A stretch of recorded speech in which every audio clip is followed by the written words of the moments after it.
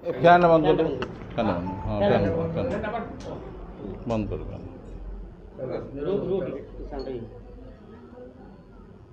ବାବା ଆପଣ ଗୋଟେ ଦିବ୍ୟ ଶକ୍ତି ପ୍ରାପ୍ତ କରିଛନ୍ତି, ଯେଉଁ ଦିବ୍ୟ ଶକ୍ତି ମାଧ୍ୟମରେ ଆପଣ ହିନ୍ଦୁ ଧର୍ମର ପ୍ରଚାର ସହିତ ଆପଣ କିଛି ଦୁରାରୋଗୀକୁ ଭଲ କରୁଛନ୍ତି, ଯାହା ଗୋଟେ ହିଲିଂ ବା ଟଚ୍ ଥେରାପି ମାଧ୍ୟମରେ।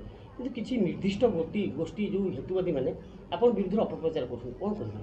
ଦେଖନ୍ତୁ, ଦୀର୍ଘ 2011 ମସିହାରୁ ମୁଁ ଏଇ ଡିଭାଇନ୍ ଟ୍ରିଟମେଣ୍ଟ ଓ ଦୈବିକ ଚିକିତ୍ସା କରୁଛି। ଆଜି ଓଡ଼ିଶା ନୁହଁ, ଇଣ୍ଡିଆ ନୁହଁ, ବାହାର ଦେଶକୁ ଯାଉଛି।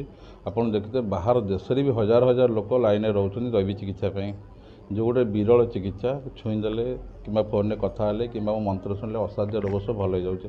ଆପଣମାନେ ଦେଖିଥିବେ ଶହ ଶହ ଲୋକଙ୍କର ଲାଇନ୍ ଲାଗୁଛି ଦୈବିକ ଚିକିତ୍ସା ପାଇଁ। ମୁଁ ହେତୁବାଦୀମାନଙ୍କୁ 2011 ମସିହାରୁ ଚ୍ୟାଲେଞ୍ଜ କରି, ଯଦି ତାକତ ଅଛି ଆସି ପରୀକ୍ଷା କରି ଦେଖ। ମୋ ଉପରେ ମନ୍ତବ୍ୟ ଦେବା ପୂର୍ବରୁ ଯାହାର ତାକତ ଅଛି ପରୀକ୍ଷା କରି ଦେଖ ମୋ ପାଖରେ ଶକ୍ତି ଅଛି କି ନାହିଁ ବୋଲି। ମୋତେ ଛାଡ଼, ମୋର ୟୁଟ୍ୟୁବରେ ପ୍ରତି ଗୁରୁବାର ରାତି 8ଟାରେ ଲାଇଭ୍ ହୁଏ। ସେ ମନ୍ତ୍ର ଥାଏ, ଏ ମନ୍ତ୍ର ଶୁଣନ୍ତୁ, ରୋଗ ଦୁଃଖ କଷ୍ଟ ଦୂର ହୋଇଯିବ। ଯଦି ଆପଣ 104 ଜ୍ୱର ଅଛି, ଝାଡ଼ା ବାନ୍ତି ହେଉଛି, ବିନ୍ଧା ଦରଜ ଅଛି, ଥରେ ସେ ମନ୍ତ୍ର ଶୁଣି ଦେଖ, ଆପଣ ଦେହ ଭଲ ହେଇଯିବ। ତେଣୁ ମୋ ପାଖରେ କେତେ ଶକ୍ତି ଅଛି ଛାଡ଼, ମୋ ମନ୍ତ୍ର ଶୁଣି ଥରେ ପରୀକ୍ଷା କରି ଦେଖ ଯେ ମୋ ମନ୍ତ୍ରରେ କେତେ ଶକ୍ତି ଅଛି। ତେଣୁ କିଏ କ'ଣ କହିଲା ସେଥିରେ ମୋର ଯାଏ ଆସେ ନାହିଁ। ମୋର ଗୋଟିଏ ଲକ୍ଷ୍ୟ, ସାରା ବିଶ୍ୱରେ ଗୋଟିଏ ଧର୍ମ ବା ସନାତନ ଧର୍ମ, ଆଉ ଗୋଟିଏ ଠାକୁର ବି ଜଗନ୍ନାଥ। ସେଥିପାଇଁ ମୁଁ କାର୍ଯ୍ୟ କରୁଛି। ତେଣୁ ଏମାନେ ଯେତିକି ଚେଷ୍ଟା କଲେ ମୋର କୌଣସି ଗୋଟେ କିଛି କରିପାରିବେ ନାହିଁ। ଆଜ୍ଞା, ଆପଣ ହିନ୍ଦୁ ଧର୍ମର ଗୋଟେ ମାନେ ଉପାସକ ଏବଂ ହିନ୍ଦୁ ଧର୍ମ ପ୍ରଚାର, ଏହା କିଛି ହେତୁବାଦୀ ମାନେ ବାହାର ଶକ୍ତି, କିଛି ବୈଦେଶିକ ଶକ୍ତି ମାଧ୍ୟମରେ ଏସବୁ କରୁଛନ୍ତି? ଦେଖନ୍ତୁ, ମୁଁ ହିନ୍ଦୁ ଧର୍ମର ପ୍ରଚାର ପ୍ରସାର କରୁଛି। ଆଜି ଓଡ଼ିଶା ନୁହେଁ, ଇଣ୍ଡିଆରେ ନୁହେଁ, ସାରା ଭାରତରେ ନୁହେଁ, ସାରା ବିଶ୍ୱରେ ନମ୍ବର 1 ଡିଭାଇନ୍ ହିଲର ଅଛି। ଆପଣ ଦେଖନ୍ତୁ, ଗୁଗୁଲ୍ ମାରନ୍ତୁ, ଇଏ ମାରନ୍ତୁ, ଡିଭାଇନ୍ ହିଲର ମାରିଲେ କାହା ନାଁ ଆସୁଛି ଦେଖନ୍ତୁ। କାରଣ ସେତିକି ଶକ୍ତି ଅଛି। ତେଣୁ ଲୋକମାନେ ବହୁତ ମୋ ପଛରେ ଲାଗନ୍ତି, କାରଣ ମୁଁ ହିନ୍ଦୁ ଧର୍ମର ଗୋଟେ ବଡ଼ ପ୍ରଚାରକ ଏବେ ଅଛି। ତେଣୁ କିଛି ଯେଉଁମାନେ ଅଣ ହିନ୍ଦୁ ସେମାନେ ତ ସବୁବେଳେ ଆମ ସାଙ୍ଗେ ଲାଗୁଛନ୍ତି, ଏଇଟା କିଛି ବଡ଼ କଥା ନୁହେଁ। ଏହା ଗୋଟେ ହେତୁବାଦୀଙ୍କର ଷଡ଼ଯନ୍ତ୍ର କି? ସେଇଟା ତ ମୁଁ କହିପାରିବିନି। ମୁଁ ସବୁ ଯିଏ ଯାହା କଲେ ମୁଁ ଜଗନ୍ନାଥଙ୍କୁ ଜଣାଇ ଦେଉଛି ଯେ ପ୍ରଭୁ, ଯେଉଁମାନେ ମୋର ଅମଙ୍ଗଳ ଚିନ୍ତା କରୁ ସେମାନଙ୍କୁ କଡ଼ାରୁ କଡ଼ା ଶାସ୍ତି ଦିଅ। ସାର୍, ଆଉ ଗୋଟେ ଜିନିଷ ହେଉଛି ଯେ ଆପଣଙ୍କର ବନ୍ଧୁ ଯିଏ ଶେଷଦେବ ନନ୍ଦ, ସିଏ ଆପଣଙ୍କ ସହିତ ସ୍କୁଲରେ ପାଠ ପଢ଼ୁଥିଲେ, କଲେଜରେ ବି ପାଠ ପଢ଼ୁଥିଲେ, ସିଏ କହୁଛନ୍ତି ଆପଣ ଖାଲି ମନ୍ତ୍ର ଜାଣିଛନ୍ତି, ଆଉ କିଛି ଜାଣିନାହାନ୍ତି। ନାଇଁ, ସେ ଟୋଟାଲ୍ କହିଲେ ମୁଁ ମନ୍ତ୍ର ଜାଣିନି କି ମୋ ପାଖରେ କିଛି ଶକ୍ତି ନାହିଁ, ଟୋଟାଲ୍ କିଛି ଜାଣିନି ବୋଲି ସେ କହୁଛି। ଯଦି ମୋର ବନ୍ଧୁ ହେଇଥାନ୍ତା ସେ କେବେ କହିନଥାନ୍ତା। ଛାଡ଼ନ୍ତୁ, ମୁଁ କାହା ବିଷୟରେ ମନ୍ତବ୍ୟ ଚାହୁଁନି, ଖାଲି ପଦିଏ କଥା କହିଛି, ଯିଏ ମୋର ଅମଙ୍ଗଳ ଚିନ୍ତା କରୁଛି ପ୍ରଭୁ ଜଗନ୍ନାଥ କଡ଼ାରୁ କଡ଼ା ଶାସ୍ତି ଦିଅନ୍ତୁ। ଆ ଛଡ଼ା କିଛି କହିବି ନାହିଁ। ଆପଣମାନେ ଜାଣିଥିବେ ମୁଁ ଜଗନ୍ନାଥ କେତେ ଭଲ ପାଆନ୍ତି, ଜଗନ୍ନାଥ କେତେ ଶକ୍ତିରେ ମୁଁ ଆଧାରିତ, ଏଇଟା ଆପଣ ଭଲକି ଜାଣିଛନ୍ତି। ଆକ୍ଚୁଆଲି ଯେଉଁ ଡକ୍ଟରମାନେ ଯେଉଁ ରୋଗକୁ ଭଲ କରିପାରୁନାହାନ୍ତି, ସେ ରୋଗକୁ ଆପଣ ଭଲ କରୁଛନ୍ତି। ଭିତରେ କେବେ କେବେ ଫିଲ୍ ହେଉଛି କି ନା ଆକ୍ଚୁଆଲି ମୋ ଭିତରେ ଏମିତି କିଛି ଜିନିଷ ଅଛି ଯାହାକି ଲୋକମାନେ ଗୋଟେ ଗୋଟେ ଲୋକ ଭଲ ହେଇକି ଯାଉଛନ୍ତି? ଆପଣ ମୁଁ ତ ନିଜେ ବିଶ୍ୱାସ କରିପାରୁନି। ଅସାଧ୍ୟ ରୋଗ ସବୁ ଯେଉଁ ମେଡ଼ିକାଲ ଫେରନ୍ତା ରୋଗୀ ଦେଖନ୍ତୁ, ବାହାରେ ଓଡ଼ିଶା ନୁହେଁ, ଇଣ୍ଡିଆ ଲୋକ ଆସୁଛନ୍ତି, ବାହାର ଲୋକ ବି ବହୁତ ଅଛନ୍ତି।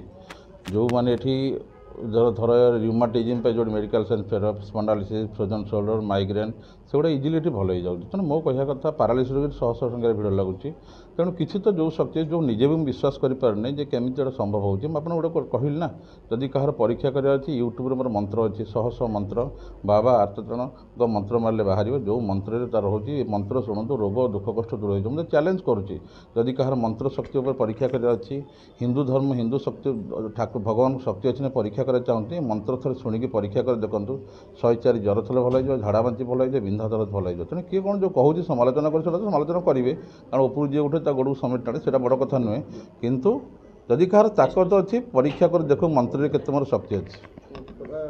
ହିନ୍ଦୁ ଧର୍ମ କହୁଛି ପ୍ରତ୍ୟେକ ଯୋଦ୍ଧାଙ୍କର ଗୋଟେ ଗୋଟେ ଶିଷ୍ୟ ଥାଏ, ଆପଣଙ୍କର କାହାଠୁ ଏସବୁ ଦେଖନ୍ତୁ, ବଡ଼ ମାନେ ଗୋଟେ କଥା, ମୁଁ ଆଜି ଯାଏ କାହାକୁ ଗୁରୁ କରିନି। ମୁଁ ପଞ୍ଚସଖା ଗୁରୁମାନେ, ସାଇବାବାଙ୍କ ଗୁରୁମାନେ, ଆଉ এই ଅଚ୍ୟୁତାନନ୍ଦ ଆମକୁ ସେଇମାନେ ଗୁରୁ ମାନି ଚାଲେ। କାରଣ ମୁଁ ଆଜି କେହି ଗୁରୁ ପାଇନି, କାରଣ ବାଇ ବାର୍ଥ ପାୱାରଫୁଲ୍ ଥିଲି। ମୋତେ ଗୋଟେ ସ୍ୱପ୍ନରେ ଦେଖେଇ ଗଲେ ଯେ ଆପଣ ଏଇ ଶକ୍ତିର ଅଧିକାରୀ, ଲୋକମାନଙ୍କ ସେବା କରନ୍ତୁ, ଲୋକମାନଙ୍କ ରୋଗ ଦୁଃଖ କଷ୍ଟ ଦୂର କରନ୍ତୁ। ଆଜି ଯାଏ କାହା ଗୁରୁ କରିନି। ଏବେ ମୁଁ ଯାଇଥିଲି ରାମଭଦ୍ର, ଆପଣ ଜାଣିଥିବେ, ଯେଉଁଟା ଯିଏ ବାଘେଶ୍ୱର ବାବାଙ୍କ ତାଙ୍କୁ ମୁଁ ପୁରୀରେ ଭେଟିଥିଲି, ଚାଲି ପାରୁନଥିଲି, ତାଙ୍କୁ ଚଲେଇ ଦେଇଥିଲି। ଆଉ ସିଏ ମୋତେ କହୁଛନ୍ତି ଯଦି ଚାହୁଁଛ ମୁଁ ତୁମକୁ ଶିଷ୍ୟ କରିବି, ଆସ ଚିତ୍ରକୂଟ ଆସ। ମୁଁ ଏପର୍ଯ୍ୟନ୍ତ କିଛି କରିନି, ଯାହା ଭଗବାନଙ୍କ ଇଚ୍ଛା ତାହା ହିଁ କରିବି। ମୋ ନମ୍ବର ତୁମର ଅଛି, ମୋତେ କାଲି ଗୋଟେ ବେଳ ଫୋନ୍ କଲା, କାଲି ତ ଅନଲାଇନ୍ ପୂଜା ରଖିବି, ଗୋଟେ ବେଳ ମୁଁ କଲ୍ କରିବି।